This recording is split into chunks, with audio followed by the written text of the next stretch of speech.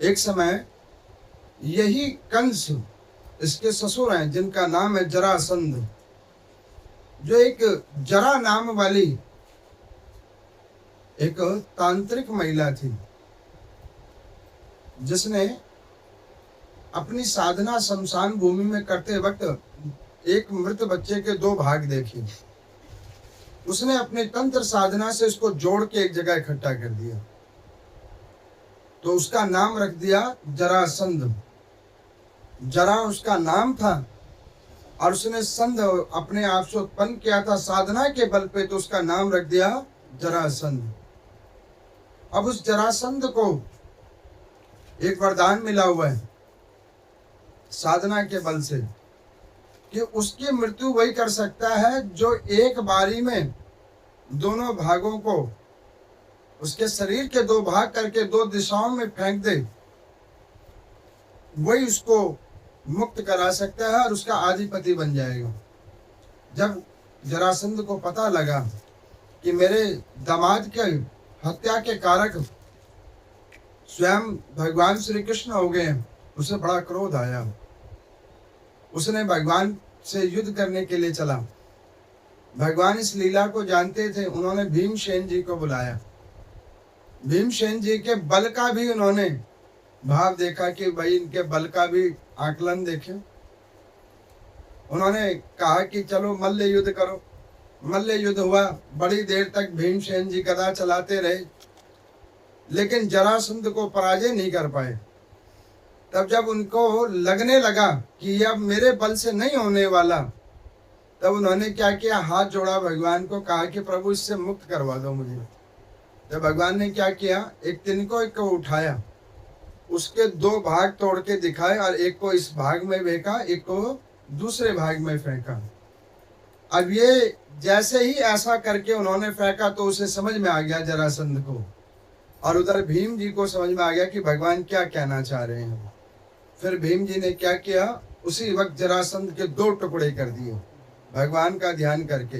एक को एक दिशा में फेंका और दूसरे को दूसरे दिशा में फेंका। अब यहाँ पे बतलाओ, जरासंध किसके हाथों मारा गया, भीम के हाथों कि भगवान के हाथों? भगवान के हाथों, क्योंकि भीम तो अपने सामर्थ्य से तो बड़ी देर से लड़ाई कर रहा था, वो जीत नहीं पा रहा था। ये भगवान ने ही उसको मार्ग दिखाया और कहा कि इसको ऐसे मारो तो ये मारा जाएगा। जब जरासंध को मारकर भगवान आए तो एक दिन वसुदेव और देवकी ने भगवान को कहा कि हे प्रभु, अब आप कृपा करके अपने गृहस्थ आश्रम को बचाइए। बहुत समय तक आपने शिक्षा अध्ययन किया, बहुत भक्तों के ऊपर कृपा भी की आपने, लेकिन आपने हमें एक वरदान दिया था निज सुख की प्राप्ति। तो सुख हमें कैसे प्राप्त होगा जब आप किसी के अधिपति बन जाएंगे, आप कहीं के नरेश बन जाएंगे। ये हम अग्रसेन महाराज के नगर में कब तक रहेंगे? भगवान ने कहा ठीक है। भगवान ने एक पुरी का निर्माण किया जिसका नाम द्वारकापुरी हुआ, द्वारकापुरी।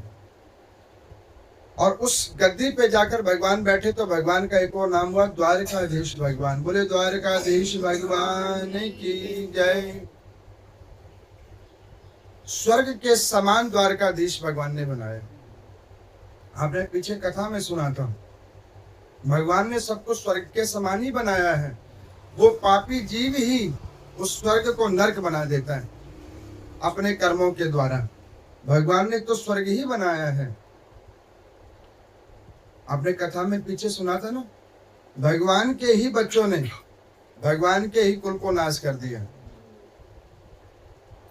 अवगुणों का आचरण करके। सद्गुण का त्याग किया, अवगुणों को संग्रह कर लिया, और उसके प्रभाव से क्या किया, भगवान का ही कुल, भगवान के ही बच्चों ने खत्म कर दिया। ये बात एक बात को दर्शाती है, जीवन में सद्गुण होना बहुत जरूरी है। सद्गुण होगा ना तो थोड़ी सी भी वस्तु आपको फलित हो जाएगी, और मन में पापों गुण का समावेश है तो कितना भी आपके पास फलीभूत धन धान्य समृद्धि को ना हो, वो एक दिन ना एक दिन खत्म हो जाएगी उस दुर्गुणता के प्रभाव से। तो यहाँ पर में भगवान ने वो स्वर्ग के समान द्वारकापुरी बनाई। जब द्वारकापुरी बनाई तो यहाँ पर में वसुदेव और देवकी जी ने कहा कि लाला अब आप शादी कर लो, क्योंकि घर तो हो गया लेकिन घर में रहने वाला भी तो होना चाहिए, आप शादी कर लो। अब भगवान अंदर से मुस्कुरा रहे हैं, किस किस से शादी करो, क्योंकि एक भगवान और चाहने वाले अनेक। प्रभु एक हैं, भक्त अनेक हैं। अब भगवान अंदर से मुस्कुरा रहे हैं और उत्तर कुछ नहीं दे रहे हैं। जैसे ही भगवान ने मुस्कुराना प्रारंभ किया, उसी और मध्य प्रदेश के अंदर में एक महाराज है भीष्मक। उन महाराज जी के 5 तो बेटे हैं और एक बेटी है जिसका नाम रुक्मणी है। अब जैसे ही भगवान की प्रसन्नता हुई तो वो रुक्मणी जी के पास में चेतना पहुंच गई कि भगवान की इच्छा है विवाह करने की। अभी रुक्मणी जी कौन है? स्वयं भू लक्ष्मी जी हैं। लक्ष्मी के अवतार भगवती रुक्मणी है। अब यहाँ पर मैं रुक्मणी जी को चेतना पहुंची कि भाई विवाह होगा, तो उन्होंने जाकर अपने पिता को कहा कि पिताजी, मेरी इच्छा है कि मेरे जो वर हैं वो त्रिलोकी के नाथ भगवान श्री कृष्ण बने, मैं वर्ण केवल उन्हीं का करूं। तो उन्होंने कहा कि बेटी ये तो तेरे मन का भाव है, लेकिन तू देख मेरी प्रौढ़ावस्था को देख, तेरा जो बड़ा भाई है जिसका नाम रुक्मीव है, अब उसकी चलती है घर में और मेरे बाद भी गद्दी उसी को मिलेगी, लेकिन उसका भगवान श्री कृष्ण के प्रति कोई प्रेम नहीं है। अब उसका प्रेम क्यों नहीं है, उसका कारण सुनो। जरासंध जो है वो रुक्मीव का खास दोस्त है, जो कंस का ससुर है। जब उसको ये बात पता लगी कि उसके मित्र के दामाद को मार दिया भगवान ने, उसको भी मार दिया, तो उसने मन ही मन भगवान को अपना बैरी मान लिया। उसने ये बात नहीं जानने का प्रयास किया कि उसको किस कर्मों की सजा उसको भगवान ने दी। देखो, कोई कहेगा कि मैं गंदा आदमी हूं? कोई नहीं कहेगा। उसके लिए बहुत बड़ा सीना चाहिए। अच्छा कहना सरल और सहज है। आप 2 मिनट आप अपनी बात करो किसी को, पंडित जी हमने कोई पाप कर्म तो अभी तक नहीं किया। नहीं किया फिर क्या भोग रहे हो? नहीं किया तो फिर दुखी क्यों? किस लिए दुखी हो? जब पापी कर्म नहीं किया तो दुखी क्यों? क्या भोग रहे हो?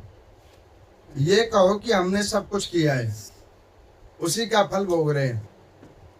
अब यहाँ पर मैं रुक्मीव का मित्र है शिशुपाल, और वो भगवान श्री कृष्ण की बुआ का लड़का है। वो भी भगवान के खिलाफ है, क्योंकि जब शिशुपाल का जन्म हुआ तो जन्म होते के साथ उसके मस्तक के ऊपर में एक घाव लगा हुआ था, और जैसे ही भगवान वहां पहुंचे और उन्होंने उस बच्चे को उठाया तो वो घाव खत्म हो गया। तो उस समय में वहां पे कुल पुरोहित थे, उन्होंने कहा कि भगवान एक घाव तो इसका खत्म कर दिया, लेकिन दूसरा खत्म कैसे होगा? और उनका क्या तात्पर्य है? उन्होंने कहा कि इसके मृत्यु के कारक आप ही हो।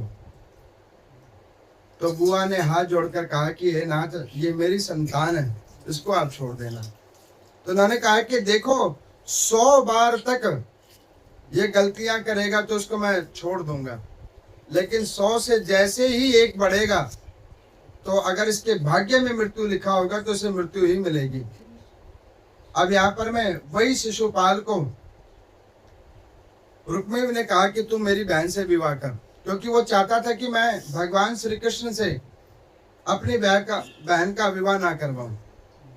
अब ये बात जब रुक्मणी जी को पता लगा तो उनके नगर में एक ब्राह्मण है, विप्रदेव है, जहाँ भगवती नित्य प्रति जाति पूजन पाठ अर्चन करने के लिए उनको जाकर अपना भाव को सुनाया। कहा कि आप प्रभु जाइए और भगवान श्री कृष्ण द्वारकाधीश भगवान को बतला के आइए मेरे मनोभाव क्या है, और जल्दी से तैयारी करवाइए क्योंकि तीसरे दिन मेरी शादी होने वाली है।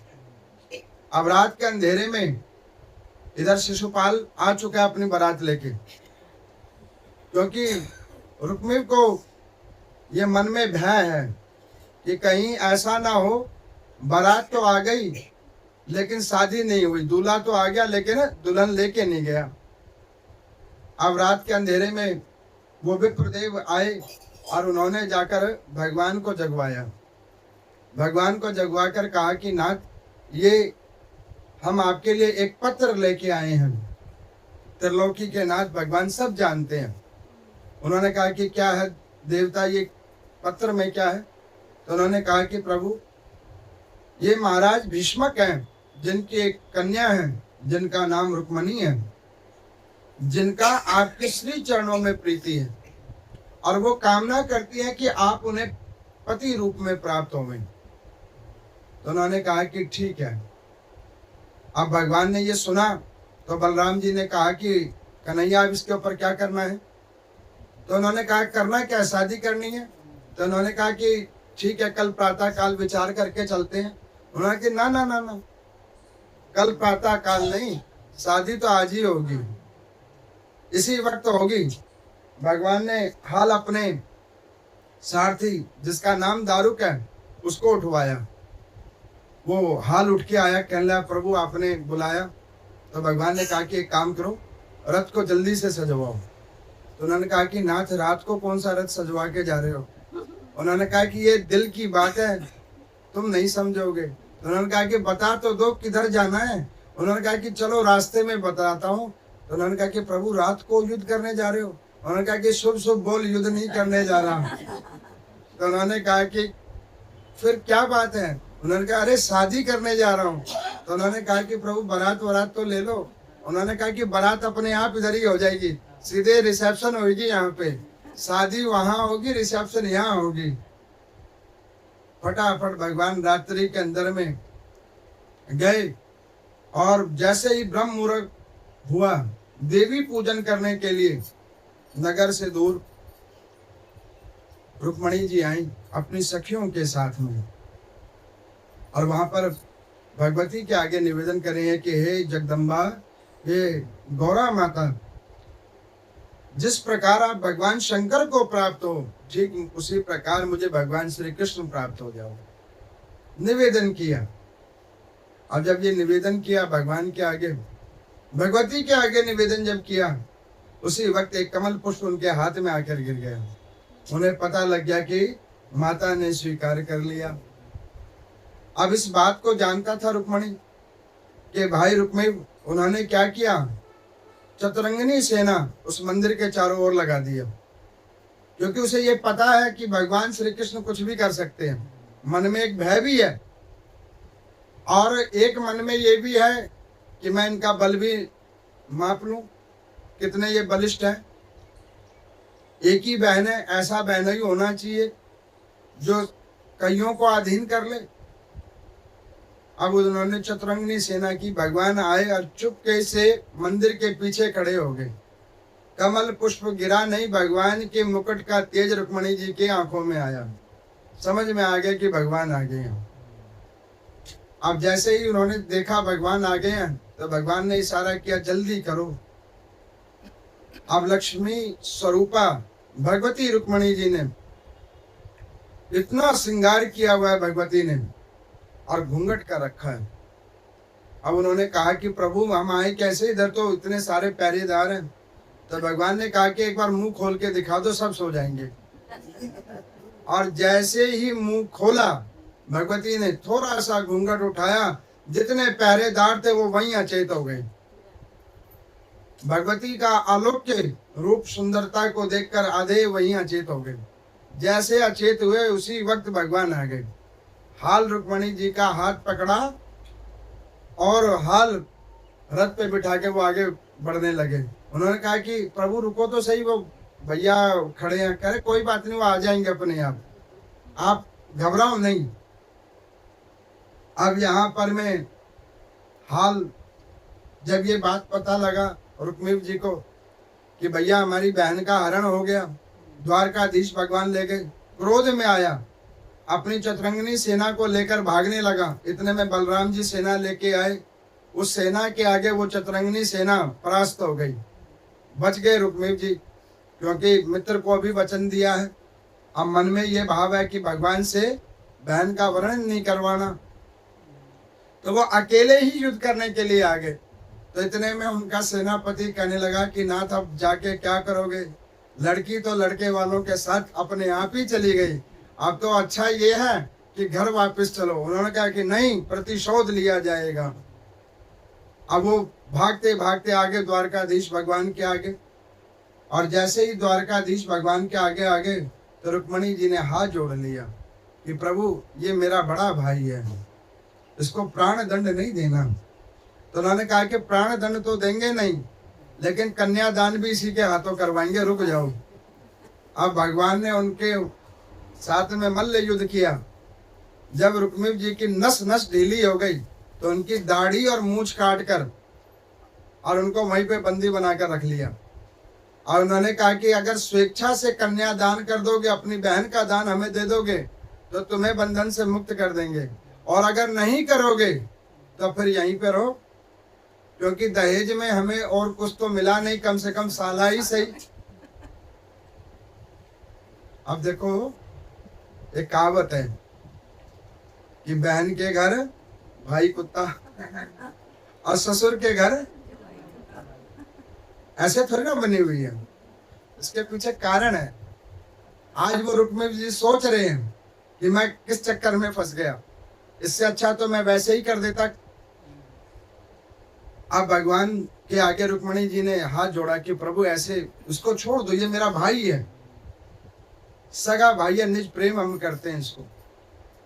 भगवान ने कहा ठीक है।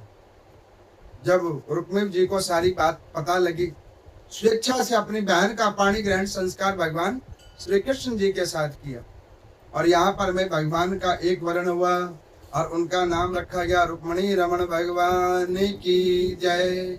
ऐसे भगवान का प्रथम विवाह हुआ, रुक्मिणी रमण भगवान। अब यहाँ पर में भगवान का जैसे ही विवाह हुआ तो भगवान एक दिन घूमते घूमते अपने नगर के पास पहुंचे, तो भगवान ने एक सत्राजित महाराज जी को देखा, जो अपने गले में एक मणिमुक्ता की माला, जो सूर्य भगवान के द्वारा उसे प्राप्त थी, समयंतक मणि वाली माला, वो पहन के घूम रहे थे, जिससे नित्य प्रति एक भार स्वर्ण रोज निकलता था। तो द्वारकाधीश भगवान ने सत्राजित को केवल ये कहा कि देखो ये भगवान का प्रसाद है, इसको गले में धारण करके ऐसे मत घूमो, इसको पूजा वाली स्थान पे रखो, इसके नित्य प्रति पूजन करो, और इससे जो धन निकले उससे परोपकार परम धर्म करो। भगवान ने तो ये ज्ञान दिया, लेकिन सत्राजित को क्या लग गया कि भगवान की वो मणि लेने की इच्छा है। अब वो डायरेक्ट तो भगवान को कह नहीं सकता था, क्योंकि वो जानता ये कि साधारण नहीं है, ये द्वारकाधीश ही नहीं है, ये त्रिलोकी के नाथ हैं। लेकिन मन में ये भाव आ गया। अब उन्होंने जाकर क्या किया, अपनी धर्म पत्नी को बता दिया कि एक बात बताऊं तुम्हें। उन्होंने कहा क्या? आज मुझे ऐसे ऐसे भगवान मिले, उनको मेरी वो मणि अच्छी नहीं लगी, तो उन्होंने ये बात मुझे कह दिया और ज्ञान देने लगे। कभी कभी अब हम ही आपको कोई ज्ञान दे रहे हो, मन में उसका अगर सद्भाव के रूप में ना लेकर आप ये सोचो पता नहीं क्यों कह रहे थे, लगता है ज्यादा ही ज्ञान हो गया इनको। अब जैसे कल सोमावती अमावस्या है, कल रात को 9 बजे हमको किसी ने फोन करके बोला कि पंडित जी पितरी अमावस्या तो आज है, कल है, वो वाली ये वाली। मैं कहा अच्छा। मैं कहा पूरे दिन में तुम्हें समय नहीं मिला जो रात को तुमने फोन किया? अब ये बताओ अमावस्या किसे कहते हैं? अब यहाँ पे जो व्याख्यान करते हैं पितरी अमावस्या, मुझे तो ये समझ नहीं आता कि भैया 60-60, 70-70 साल की तुम्हारी उम्र हो गई है, बाल काले से सफेद हो गए, समझ क्यों नहीं आ रही है?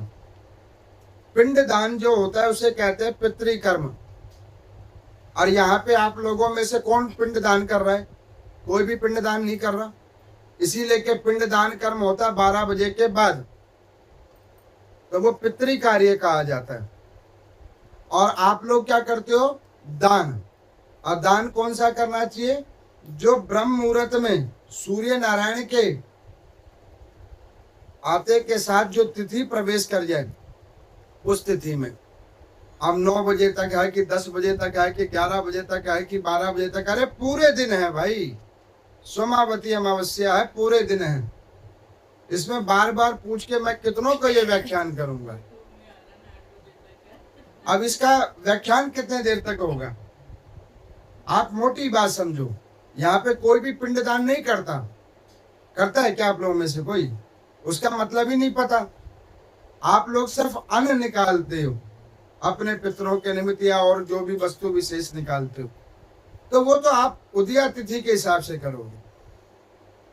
ये समझने का भाव है। अब यहाँ पर मैं सत्राजित ने अपनी धर्मपत्नी को ये कहने के बाद कहा कि ये बात तुम किसी को कहना नहीं। अब ये उनसे गलती हो गई कि ये अपनी बात को ये कह दिया कि कहना नहीं। देखो, आपको कोई बात वायरल करवानी हो तो बस ये बात पीछे में कह देना कि ये किसी को बताना नहीं। अच्छा, और जल्दी से पहुंचवाना हो तो किसी नारी को कह दो, अपने आप घर घर में सारी बात पहुंच जाएगी। कोई घर नहीं छूटेगा जहां वो बात नहीं पहुंचेगी। अब यहाँ पर में वो गड़बड़ी हो गई। अब वो बात पहुंचते पहुंचते सब जगह पहुंच गई। इतने में प्रसेन सत्राजित के भाई हैं, उन्होंने कहा कि भैया हम वन में शिकार खेलने के लिए जा रहे हैं और हमारी इच्छा है कि आप एक बार वो माला हमें दे दीजिए, हम अपनी शोभा सुंदरता बनाने के लिए पहन के जाएंगे। भाई के मुंह में उन्होंने दे दिया। वन में गया और वहां पे एक सिंह के द्वारा मारा गया और वो मणि उसके गले से गायब हो गई। सत्राजित ने ये बोल दिया कि भगवान ने उस मणि को चुरा लिया। झूठा कलंक भगवान को लग गया। अब जब ये बात भगवान को पता लगी तो भगवान ने कहा कि ज्ञान देना खराब हो गया, मुझे ज्ञान नहीं देना चाहिए था। इसीलिए कि हम भी क्या करते हैं, अधिकांश चीजों में चुप करके बैठे रहते हैं। एक मुझे कहने के पंडित जी, हमने इंस्टाग्राम पे देखा 33 मालपूड़े कांसे के बर्तन पे ऐसे रखे वैसे रखे वो करने का लिखा हुआ उसे बता रहे हैं। मैं कहा भाई हमने तो ये पढ़ा नहीं, बाकी उसका पता नहीं। वो कह रहे कि राधा रमन वाले गोसाई जी ने कहा है। मैं कहा असत्य मत बोलो, असत्य मत बोलो, ऐसे किसी पीठाधीश का नाम मत लो, वो ऐसे कह ही नहीं सकते। कह रहे आपको कैसे पता? मैं कहा फिर वीडियो दिखाओ। तो वीडियो नहीं है और नाम आपने हल प्रयोग कर लिया। अपने मनो इच्छा के लिए हल किसी व्यक्ति का नाम प्रयोग करना भी गलत बात है। मन के अंदर विकार आपके है और आपने दूसरे का नाम प्रयोग कर लिया, ये बहुत गलती बात है। ऐसा नहीं करना चाहिए। जो हम कह रहे हैं बस उतना ही किसी को बताओ, उसके अलावा हमारे नाम पे बिल मत पाड़ो। अब उन्होंने कह दिया कि ये राधा रमन जी के आचार्य ऐसे कह ही नहीं सकते, क्योंकि राधा रमन जी में मालपुड़े तो रोज ही भोग लग रही है 56 भोग में, तो वो क्यों कहेंगे 33 लगाओ तो 35 लगाओ? ये अपने मनों की इच्छा है। अब यहाँ पर मैं भगवान को पता लग गया। भगवान ने सोचा कि इसमें समस्या हुई है, तो भगवान श्री कृष्ण और बलराम जी गए वहां पे निरीक्षण करने के लिए।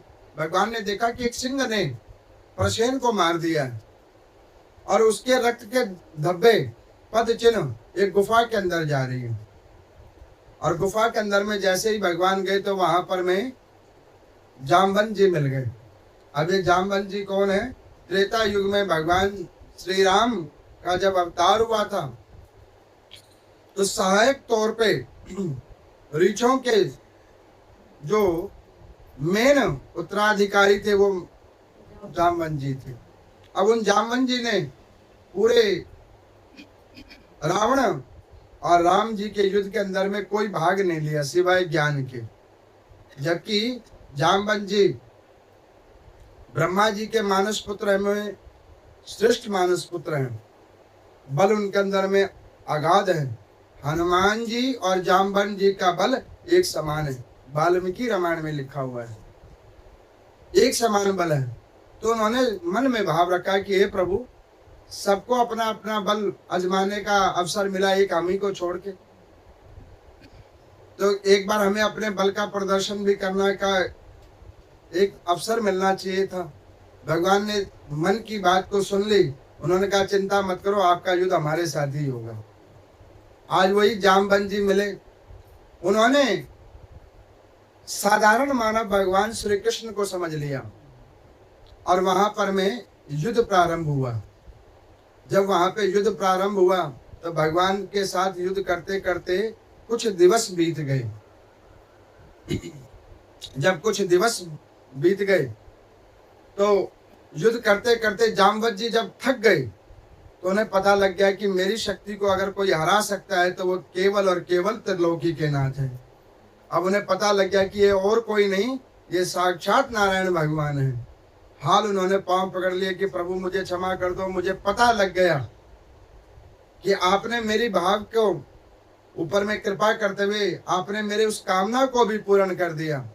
सो नहीं प्रभु, अब आप ये मणि तो ले जाओ, ये समयंतक मणि जो मेरी कन्या खेल रही थी इसको तो ले जाओ, साथ में मेरी इस कन्या को भी ले जाओ। अब भगवान का दूसरा विवाह हुआ, जामवंती, जो जामवंत जी की धर्म पत्नी है, जामवती। अब वो मणि के साथ भगवान आए बाहर। बलराम जी ने पूछा कि भैया ये कौन सी कन्या है? उन्होंने कहा कि आप ऐसे मत बोलो, ये आपकी बहू है। उन्होंने कहा कि अभी तुम लड़ने गए थे कि शादी करने गए थे? उन्होंने कहा यही तो समस्या है, अभी माता पिताजी ने आदेश किया, अब जिधर जाते वहां कोई ना कोई कुछ दे देता है तो हम सबको स्वीकार कर लेते।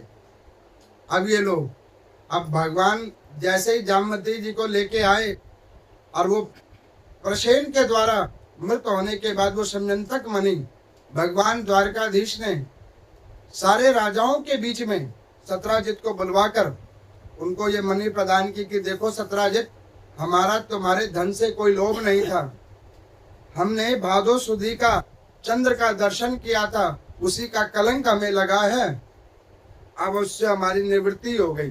जिसको भी ऐसे कलंक लगे तो इस कथा को सुनने मात्र से कलंक की निवृत्ति हो जाती है।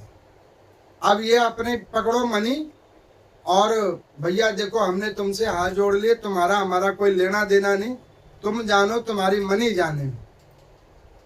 अब सत्राजित को लगा कि मेरी बड़ी बेइज्जती हो गई, मैंने झूठा कलंक भगवान को लगा लिया। अब वो क्या करे, कैसे करे?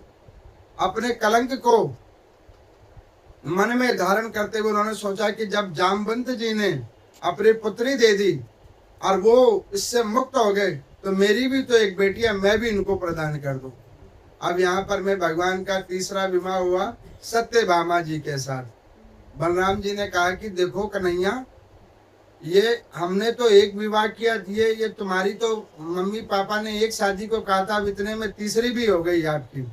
उन्होंने कहा कि भैया अब आप लोगों ने जिज्ञासा की थी, कर लो कर लो। अभी मैं क्या कहूँ, अब जिधर जाता उधर ही कोई ना कोई कुछ ना कुछ प्रदान कर देता है और मैं किसी को मना भी नहीं करता, जो जो कामना कर ले उसको हरि भगवान स्वीकार कर ले। अब वो समयंतक मणि दहेज में दे दी और सत्यभामा जी भी भगवान को दे दिया। अब एक दिन भगवान और बलराम जी संध्या उपासन करने के लिए जमुना जी के किनारे आई। अब संध्या उपासन कर रहे थे, उसी समय में सूर्य नारायण भगवान की तेज पड़ी जल के ऊपर, और जल पे जैसे ही तेज पड़ा तो जल से एक देवी निकली। उन्होंने कहा कि नाथ, एक बार आपको तब हमने छोड़ दिया था लेकिन आज नहीं छोड़ेंगे। अब इधर बलराम जी संध्या उपासन कर रहे हैं और भगवती जमुना जी बाहर आ गई, जिनका नाम कलिंदी है, सूर्य भास्कर जी की पुत्री हैं। अब उन्होंने निकलते के साथ कहा कि प्रभु सबके ऊपर कृपा की, हमें ही क्यों छोड़ दिया, और हमने तो इतना लंबा समय इंतजार किया है आपका, अब आप हमें स्वीकार कर लो। अब जब इस प्रकार से खूब निवेदन किया तो सूर्य नारायण भगवान ने भी कहा कि प्रभु आप मेरी पुत्री के साथ वर्ण कीजिए, इसको स्वीकार कर लीजिए। अब वहां पे भी भगवान ने एक और विवाह कर लिया। संध्या उपासन खत्म हुई, बलराम जी ने देखा, उन्होंने कहा कन्हैया ये किसकी नारी है? उन्होंने कहा कि भैया ये हमारी ही नारी है। उन्होंने कहा कन्हैया तुम सुधरोगे नहीं, अभी 3 शादी हो गई, एक नारी तो संभलती नहीं है, इधर तुम्हारी 3 हो गई, अब ये 4थी और ले आए हो। उन्होंने कहा कि अब क्या करें, जो जो दे दे वो ले लेते हैं। अब भगवान लेके आ गए। अब बलराम जी ने सोचा कि भैया ये तो बड़ा गड़बड़ कहानी है इसकी, जहां जाता वहीं शादी कर लेता है। उन्होंने सोचा कि अब मैं इसके साथ कहीं नहीं जाऊंगा। अब ये भाव अभी रखा ही था, द्वारकाधीश भगवान महल के अंदर में प्रवेश ही कर रहे थे। दक्षिण के ओर में एक महाराज है जिसके अंदर में इतना दंभ आ गया था, जिसके कुशासन के अंदर में सारी जो उसकी प्रजा थी वो त्राही त्राही मचा रही थी। उसकी उस स्थिति को देखकर वहां से कुछ जन आए, वैष्णव जन, उन्होंने भगवान को निवेदन किया कि प्रभु आप उस पापी राजा से हमें मुक्त करवा दो। उस सूरसेन नाम वाले महाराज के पास में भगवान युद्ध करने के लिए गए, भगवान श्री कृष्ण और बलराम। और जैसे ही उनके महल के अंदर में पहुंचे युद्ध के भाव से भगवान, तो उस महाराज की एक ही पुत्री है, उसने देखा, वो वहीं अचेत हो गई भगवान को देखकर। और यहाँ पर युद्ध हुआ, भगवान उनके मन की भाव को समझ गए और उन्होंने उस महाराज को प्राण दंड तो नहीं दिया, लेकिन उनको बंदी बनाकर जब लेने के जाने लगे तो उसी वक्त उन्होंने हाथ जोड़कर कह दिया कि हे दीनानाथ, दीनों के ऊपर कृपा करने वाले प्रभु, मुझे छोड़ दो, उसके बदले आप मेरी कन्या से वर्ण कर लो।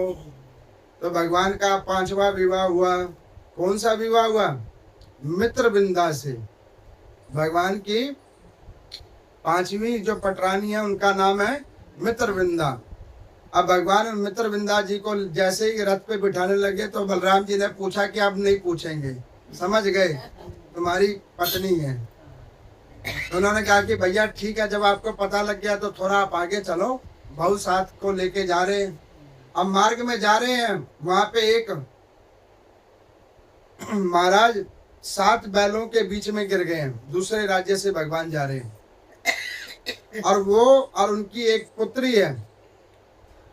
अब वहां पे वो फंस गए हैं। उस निसहाय अवस्था को देखकर भगवान गए, एक साथ 7 बैलों को नाथ दिया भगवान ने, और नाथ के उनको पीछे कर दिया। उसी वक्त उन्होंने सोचा कि ऐसा ही तो दामाद चाहिए था। उन्होंने कहा कि प्रभु ये भी लो। अब उन सत्या जी का विवाह भगवान जी से करवा दिया। अब भगवान की कितनी पटरानी हो गई? 6। बलराम जी ने कहा कि भैया रथ और मंगवाएं या कुछ और बाकी है? उन्होंने कहा कि भैया देखो, मैंने किसी को कहा मुझसे शादी करो, अब सभी आके कर लेती हैं तो मैं क्या करूं? उन्होंने कहा कन्हैया हम सब जानते हैं, पहले तुम ऐसे जब ब्रज में थे तब कहती थी सारी सखियां तुम्हें पकड़ लेती हैं, अब यहाँ कह रहे हो ये नारियां पकड़ लेती हैं, ये सब तुम्हारी लीला हम जानते हैं। उन्होंने कहा कि चलो जानते हो तो चुप करके चलो आगे। अब वो जैसे ही इन रानियों को लेकर जैसे ही भगवान आए महल के अंदर में, तो वहां पर में एक भद्र नरेश है जो भगवान की कीर्ति सुन के खुद ही आ गई। कहने लगे कि प्रभु मैंने 100 कन्याओं का विवाह किया लेकिन उनके पति अच्छे नहीं हुए, कोई तामसिक प्रवृत्ति का है, कोई किसी प्रवृत्ति का, और मैं पूर्ण वैष्णव हूं, मेरी आप रक्षा करो। तो उन्होंने कहा कि कैसे रक्षा करूं? तो उन्होंने कहा कि ये मेरी अंतिम बेटी है, इसको आप स्वीकार कर लो। अब यहाँ पर मैं भगवान ने कहा कि देखो भैया, मैंने किसी को बुलाया शादी करने के लिए, खुद ही आ गए। अब वो भद्रा जी का नाम, भद्र नरेश जी, अपनी पुत्री भद्रा को भगवान को स्वीकार करवा के चले गए। अब कितनी हो गई? 7। अभी भद्रा नाम वाली जो है सो भगवान की एक और हो गई पटरानी। अब यहाँ पर में बलराम जी को बड़ा चिढ़ हो गया। अब वो चिढ़ हो गया तो उन्होंने सोचा कि ये तो कन्हैया मान नहीं रहा है, तो उन्होंने क्या किया, सोचा कि कुछ टाइम मैं ही बाहर चला जाता हूँ, ना रहूंगा ना देखूंगा और ना ये समस्या होगी। अब वो ऐसा विचार करके महल से बाहर निकल गए। बाहर निकल के वो जैसे गए तो उन्होंने देखा कि बहुत सारी भीड़ जा रही है, राजाओं की भीड़ जा रही है। उन्होंने पूछा, रे भाई तुम लोग कहाँ जा रहे हो? तो उसमें शिशुपाल भी जा रहा था। उसकी बेचारे की तैयारी रह गई थी, उसकी शादी तो नहीं हुई। अब शिशुपाल भी जा रहा था। अब शिशुपाल जा रहा था और ये शिशुपाल कौन है? भगवान का वही पार्षद है, भगवान का यही पार्षद है, जय और विजय। ये विजय नाम वाला पार्षद है जो अभी स्मृत लोक द्वापर युग के अंदर में भगवान के द्वारा मुक्त होने के लिए आया है, जो शिशुपाल का रूप लेके आया।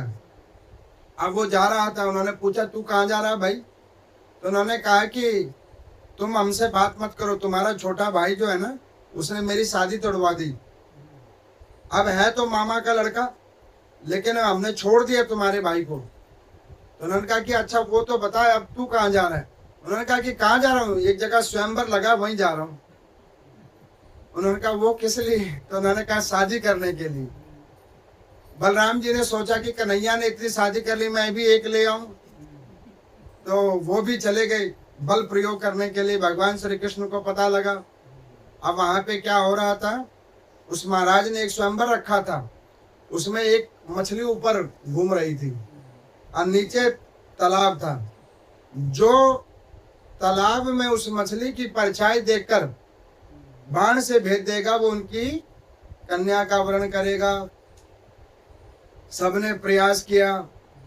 अब जब कोई नहीं कर पाया, बलराम जी खुद भी फेल हो गए। तो बलराम जी ने मन में कहा कि ये तो बड़ी बेइज्जती वाली बात होगी, कोई क्या कहेगा, द्वारकाधीश भगवान के बड़े भाई आकर हार के जा रहे हैं। सो नहीं, उन्होंने मनोभाव से एक को कहा कि जाओ द्वारकाधीश भगवान को बुलाओ। भगवान जी को बुलाया गया। भगवान जी आए।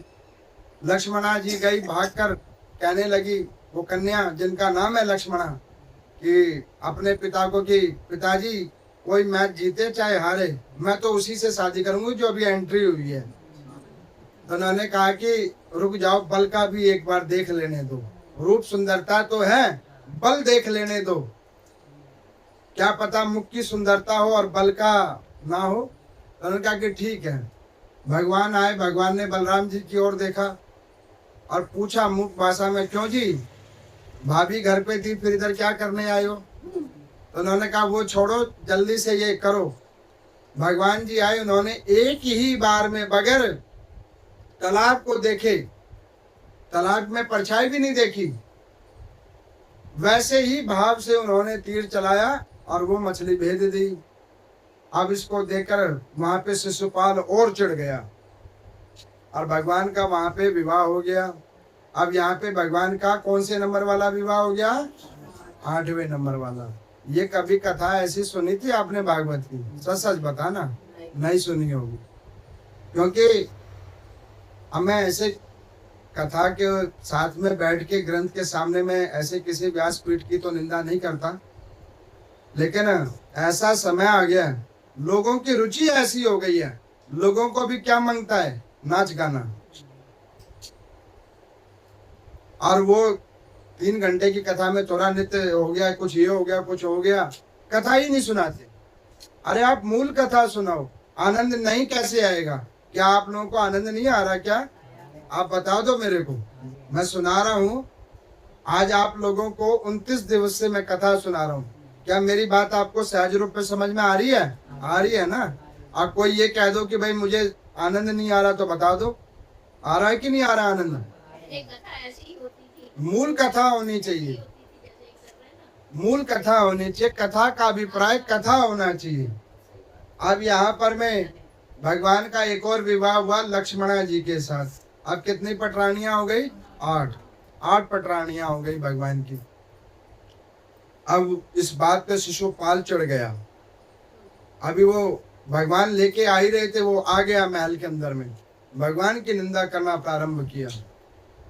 1 2 3 4 5 करते करते पहुंच गया 99। भगवान ने कहा कि शिशुपाल रुक जाओ, तुम्हारी माँ को हमने वचन दिया था, ये भूल जाऊंगा मैं कि तुम हमारी बुआ के बच्चे हो। निंदा करना बंद करो। तुम्हें अपने कर्मों के द्वारा जो तुम्हें फल मिल रहा है उसका तुम दोष दूसरों पे मत डालो।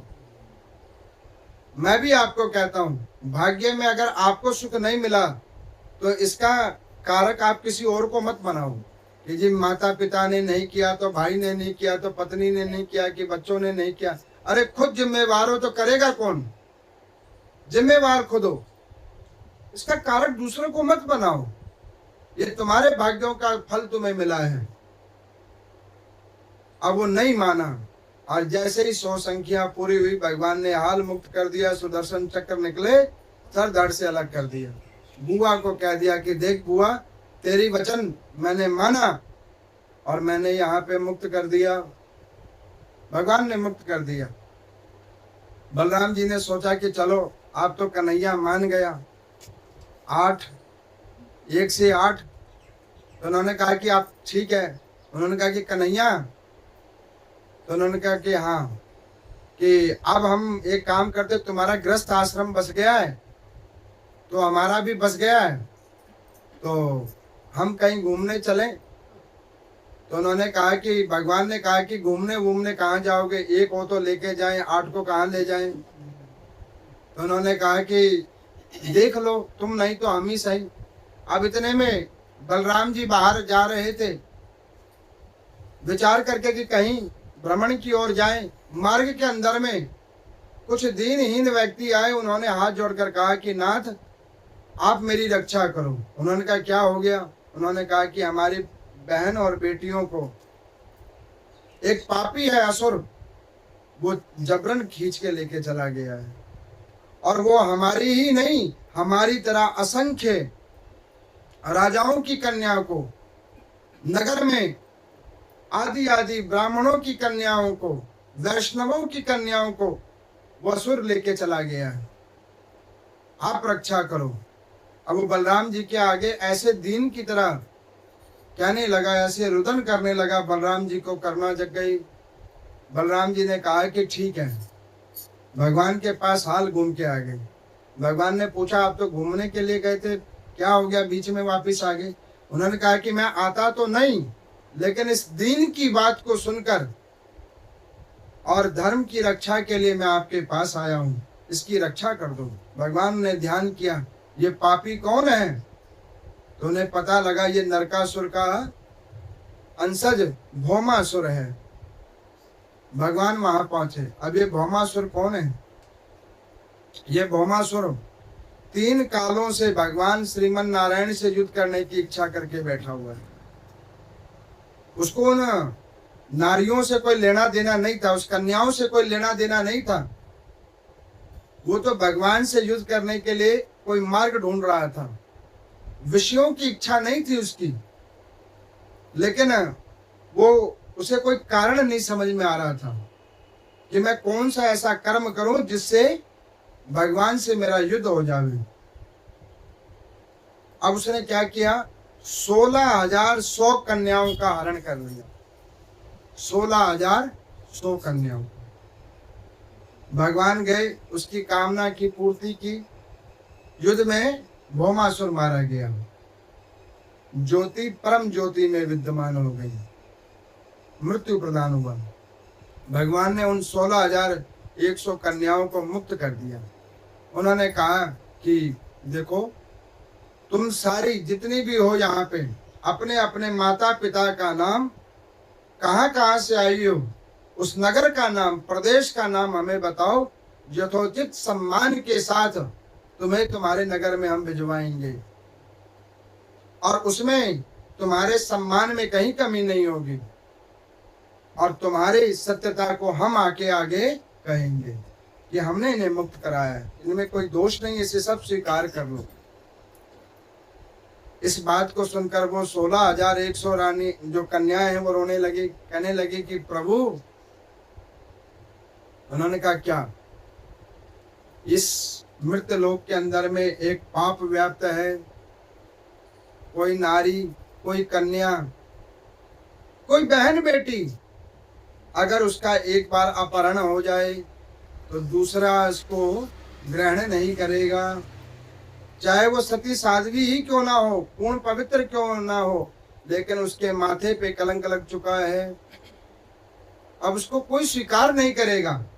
तो भगवान ने कहा कि फिर बताओ हम क्या करें तुम्हारे लिए। तो उन्होंने कहा कि हे प्रभु, आप जगत पति हो तो हमारे भी पति बन जाओ। भगवान ने कहा कि देखो, तुम्हारे ग्रामों में हम जाएंगे, हम तुम्हारे माता पिताओं को समझाएंगे। बलराम जी की ओर इशारा करा, कहा कि आप बोलो।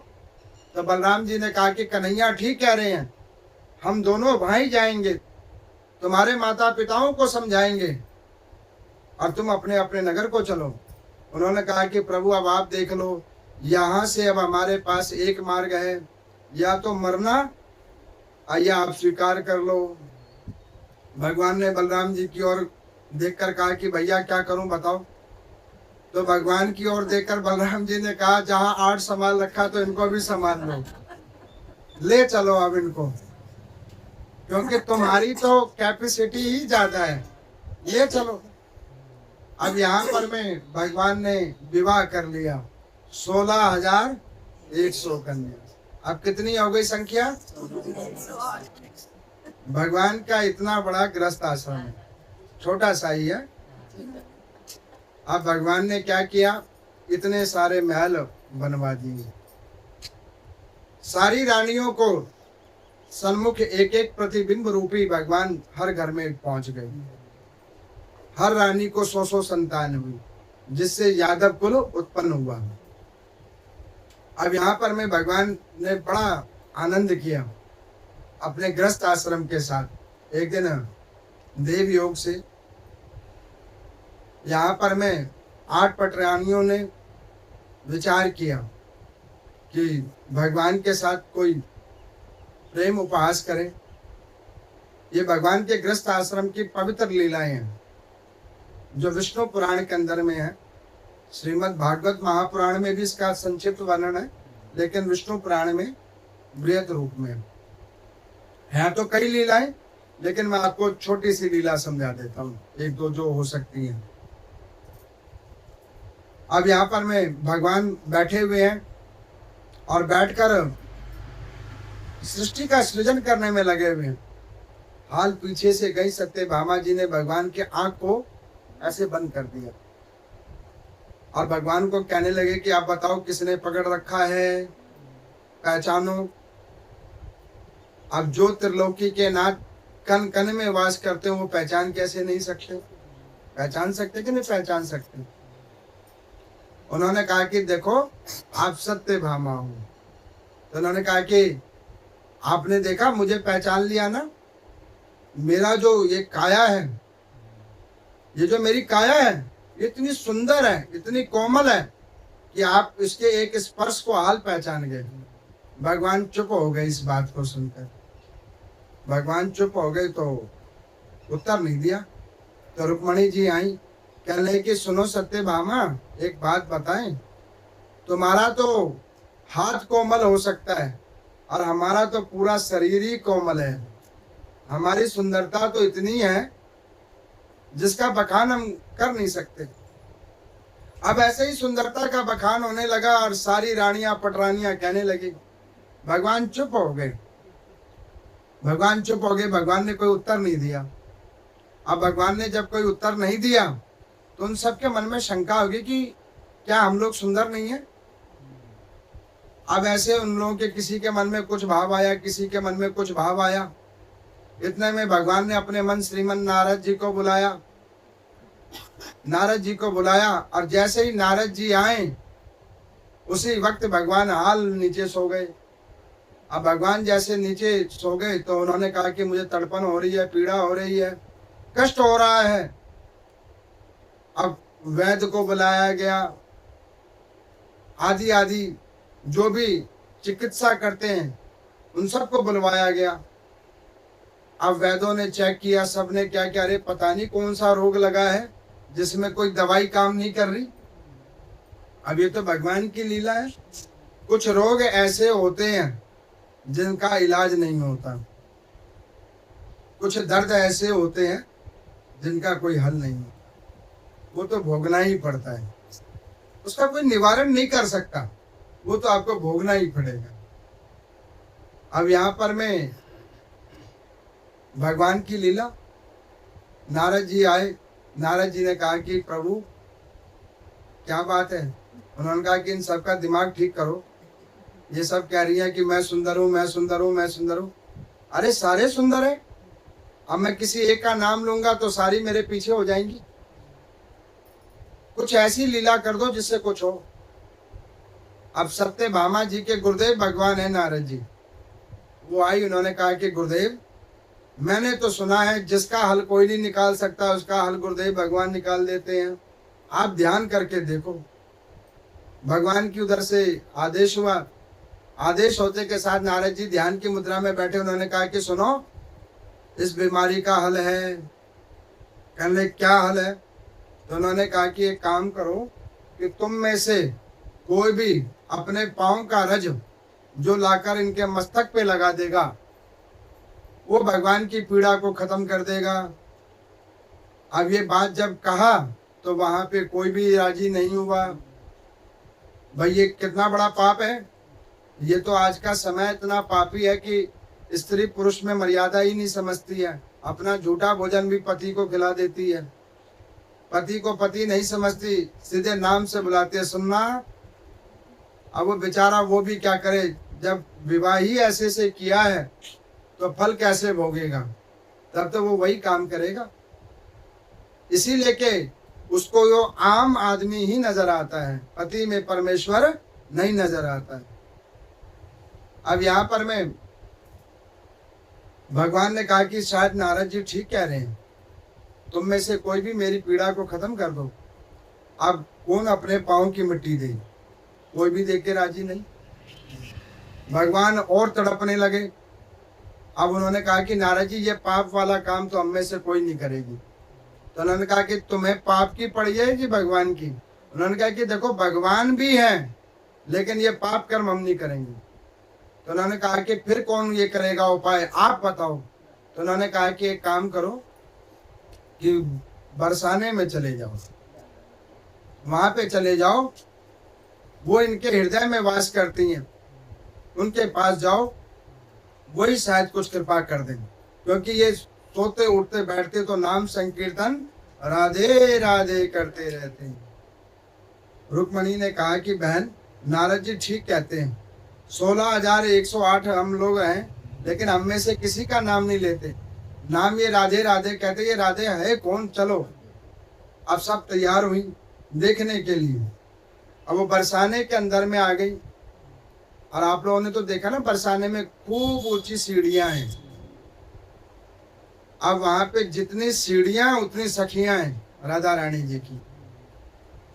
अब सीढ़ियों पे गई तो उन्होंने पूछा कि राधा रानी जी का यही महल है? उन्होंने कहा कि हाँ। तो वो कहाँ है? तो ऊपर है। थोड़ी दूर और ऊपर चढ़ी, एक सुंदरी को देखा, उन्होंने कहा कि क्या आप राधा रानी हो? क्या? अरे नहीं है, हम नहीं, ऊपर ऊपर ऊपर। 50 सीढ़ी चढ़ गई, थक रही हैं। अरे आप हो राधा रानी? अरे ना ना ना, ऊपर ऊपर। अब वो चढ़ते चढ़ते पहुंच गई 100वीं सीढ़ी पे। अब उन्होंने कहा कि अरे तुम हो? तो वहां पे ललिता सखी हैं। उन्होंने कहा कि देखो हम तो उनकी सहचरी हैं। कहने लगी कि जिसकी सहचरी इतनी सुंदर है वो आप कितनी सुंदर होगी। अब थोड़ी और आगे गई तो विशाखा सखी दिखी, लगा कि यही है राधा जी। उन्होंने कहा कि आप हो राधा रानी? उन्होंने कहा कि ना ना ना, इतना हमारा सामर्थ्य कहाँ, हम तो उनकी सहचरी हैं। अब वो 8 पटरानियों के मन में भाव आ गया कि भैया जिनकी सहचरी इतनी सुंदर है वो स्वयं कितनी सुंदर होंगी। उन्होंने कहा कि एक कृपा कर दो, कहाँ है राधा रानी, वही बता दो। उन्होंने कहा बस आप ऊपर आ तो गए हो, वो सामने में जो महल है और महल के आगे जो पर्दा है, पर्दे के पीछे जो बैठी है वही राधा रानी है। अब वो जैसे ही वहां पे गई और उन्होंने कहा कि ये पर्दा हटाओ, वो राधा रानी का सुंदरता, अलौकिक सुंदरता देखकर वहां पे लक्ष्मी जी भी मूर्छित हो गिरी। 16,108 रानियां वहीं मूर्छित हो गई कि भाई हमें तो घमंड था कि हम सुंदर हैं, लेकिन वहां जाने के बाद पता लगा कि यहाँ ये लोग कितने सुंदर हैं, अनंत सुंदर। मैंने इसीलिए कल कहा था ना कथा में, भगवान ने सबको सुंदर बनाया हुआ है, उसको देखने के लिए तुम्हारे पास दृष्टि नहीं है। ध्यान करो, भजन करो, तुम्हारे भी समझ में आ जाएगा कि वास्तविक सुंदर कौन है। अब चेतना जब आई, राधा रानी जी ने जल का छींटा किया तो उन्होंने कहा कि आप लोग कौन हो? तो उन्होंने कहा कि हम द्वारकाधीश भगवान की धर्म पत्नियां हैं। उन्होंने कहा ये कौन है? तो उन्होंने कहा कि आप नहीं जानते, आप ही का नाम लेके तो उधर भेजा गया है।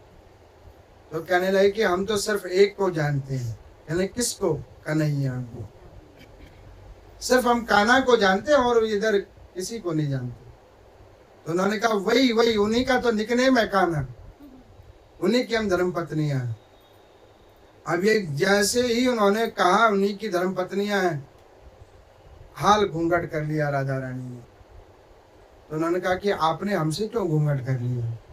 उन्होंने कहा कि ये घूंघट उठता ही कान्हा के लिए है और किसी के लिए नहीं।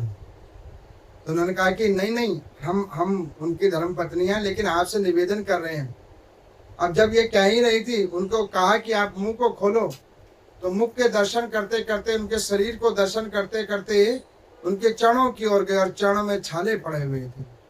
अब इसको देखकर जामवती जी ने पूछा कि ये राधा रानी आपके पाँव में छाले कैसे पड़ गए? उन्होंने कहा कल ही तो तुमने रात को दूध पिलाया था उनको, इतना गर्म दूध पिलाया कि देखो मेरे पाँव में छाले पड़ गए। ये सुनकर सत्यभामा जी ने उनके पाँव पकड़ लिए।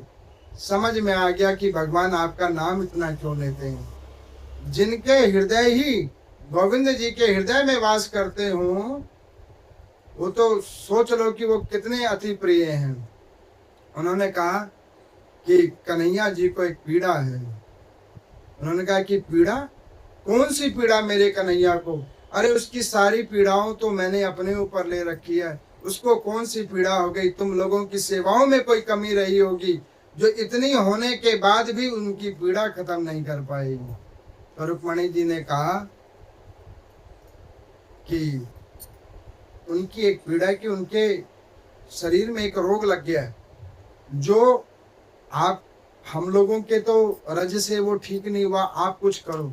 हाल इस बात को सुनकर किशोरी जी ने अपने चरण के रज को उठा के दिया। उन्होंने कहा कि आपको पाप लगेगा। उन्होंने कहा कि पाप और पुण्य मैं तब सोचती जब मेरे को किसी संसारिक जीवात्मा के लिए सोचना पड़ता, लेकिन ये तो त्रिलोकी के नाथ है, इनके लिए तो मैं नरक जाने को भी तैयार हूँ। इस बात को सुनकर रुक्मणी जी के मन में बड़ा भाव जग गया। अश्रुपात हुई। उन्होंने वरदान दिया कि जाओ, हम 16,108 रानियां जरूर हैं, लेकिन कृष्ण के साथ राधा ही बैठेंगी। नाम जहां लिया